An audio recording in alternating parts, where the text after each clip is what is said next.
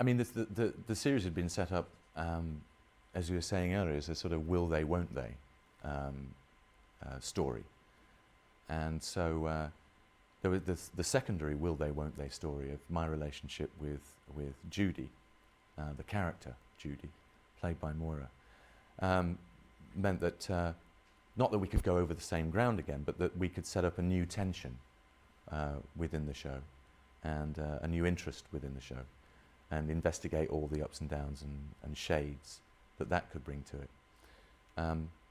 So it's nice because, you know, I was able to play it broadly because it had always been written broadly.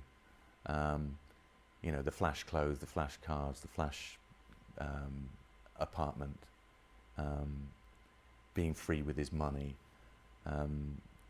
the sort of breadth of his attitudes to everything, his infectious enthusiasm in everything. But at the same time, to be able to then haul it back and then play something more gentle and more poignant, meant that it was more interesting for me as an actor to play. And you'd always look for that in the script, for that opportunity just to pull it back and keeping him within the parameters of the character you've set up, to play a bit more sensitivity and show a softer side to him. And you hope that, you know, the audience buys that and they don't think, oh, that's stepping out of character. What you hope is that they think, oh, that's a new side to him. I think an audience will always give you the benefit of the doubt. They'll think, oh, this is a side of him we haven't seen before, rather than, hang on, that's not the Alistair we know. It's obviously either the writing's gone wrong or the actor's not playing it properly. They'll always start off by giving you the benefit of the doubt, and it's then your job to make sure that you knit those things together and that you get a good through line with the character. His character, I think, is the most difficult character of all to play, because it's the least grounded in reality in the writing. It's written more of a caricature than the rest of us. And I think it's to his credit that he's brought it off and made it somebody that people can relate to and people do think is funny and can believe in. Because I think in the hands of a less able actor, it wouldn't have happened. And I think it's a character that probably would have disappeared earlier. It would have probably disappeared after a couple of series because it was outside of the general feeling of the rest of the family. And I think it's all down to his ability that he made it work so well and become so much part of the family, whilst retaining that slightly outrageous edge to it.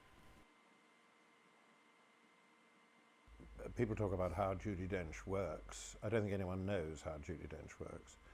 How I work is I learn it laboriously.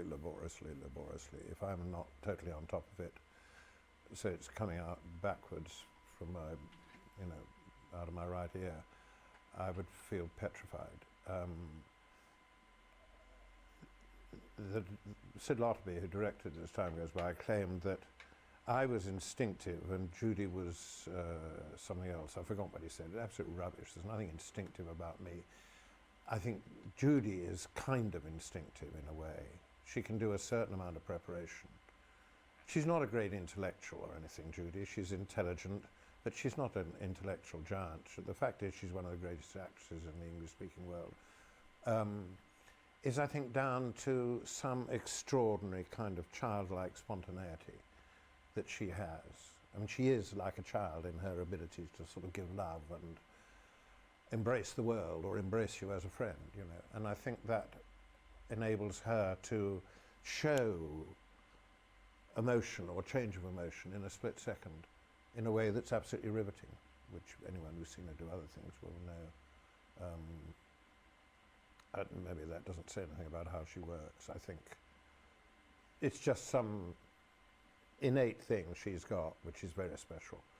It's nothing to do with working, it's just Judy, I think. Combined with the fact that she has this unbelievable voice, which goes sort of croak, ching, bomb, and changes in a split second as well. Judy and Geoffrey have a fascinating relationship because they're chalk and cheese when it comes to work. Judy likes to do everything instinctively. She doesn't like to have the scripts too early. If you send her the scripts, she won't read them because she doesn't like to be too prepared in that way. She prepares inside her head, and it happens on the moment for her quite often, and that's how she works. Geoffrey's completely different. Geoffrey has to have all the scripts way before we walk into the rehearsal room. He likes to be word perfect.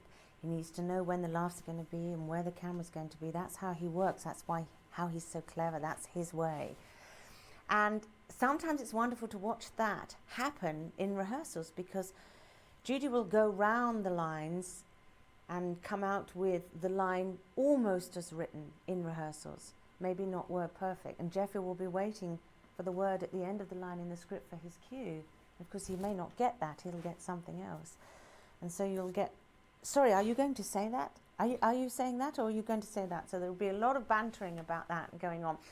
I have to say, by the time we got to the end of each week's rehearsal, Judy would be word perfect to the script, but it would take her that week to get there. And Geoffrey would be blundering along behind, trying to pin her down, trying to make her say what it says in the script, which he has learnt before. And that's fascinating to watch, and it gave it quite a nice edge to the rehearsals. They never, ever had a crossword. They were adore each other. But it gave the rehearsals a little edge, because I think when you come at things in two different ways, when they meet, then you get the spark. And I think that's a lot responsible for what happens there. And Geoffrey, also Judy, would never watch anything afterwards. Hates to watch herself. And I think has probably watched hardly any of as time goes by. Geoffrey would watch each episode after we'd filmed it, before it went out, because he needed to know. That's how he works. That's how he is. He needs to know where things are going to be, and then he can place things exactly right, which is what he does. And when we did the party we had right at the end of the last series, we had a big party in one of the studios, and they were showing the first episode ever of As Time Goes By on big screens all around the studio. And Judy and I arrived together through the door. It was the most terrifying moment, because there we were 12 years ago, both of us, and it was like watching different people. It was absolutely terrifying. Judy was riveted to the spot because she'd never seen it. I hadn't seen it for many years, so I was fascinated by how different we all looked. But Judy had never seen it, and I think she's seen very little of the whole series and doesn't like to watch. There's no preciousness about her. There's none of the grand actress about her. I was intimidated when I thought, well, now I'm going to go onto a set with, one of the greatest actresses in the English language, and she's as nervous as anyone else about meeting new people, about new challenges, but there is something special about her. I always thought there's like a light she can switch on inside her head, and something flashes in her eyes, and you think, where the hell did that come from? Is there a light here I'm missing? But it's just special to her. There's just a flash of just real deep intelligence and instinct and humour and whatever. And she can turn water into wine. The simplest line in the world becomes magical when she says it. So she's a gift to writers as well as to fellow performers, because you'll always get 100% from her. I didn't meet her until the first day of filming. We didn't meet before then. And I'd never worked with her, so I only knew her as Dame Judi Dench. So therefore, to play her daughter became quite a thing for me, and I wasn't sure what I was going to call her when I first met her, because I didn't feel I could call her Judy, and Dame Judy seemed a bit much. So I said to my mother, my real mother, what do you think I should say? And she said, well, perhaps to begin with you should call her Mom. So I went into the makeup caravan on the first morning, all ready to call her Mom. And as soon as I saw her, I knew that wouldn't be necessary, and that she was Judy. Jude is what she likes to be called, really. And so that was lovely, because from the moment I met her, there wasn't a problem. And working with her was extraordinary, because again, I thought I hadn't done a lot of television, so I was very, very nervous about working with her. And thought I would just clam up. And that didn't happen at all, because she's so good you can't help but act with her. She includes you immediately, you can't help. But what did become slightly problematic over the next few years is that I would become fascinated by how good she was. So we would be playing a scene, And I would end up watching her and thinking how wonderful that was, and being so interested by what she was doing that I'd forget to reply. So quite often the scene would come to a halt because I'd forgotten I was in it with her. So I was so busy watching and we'd have to start again.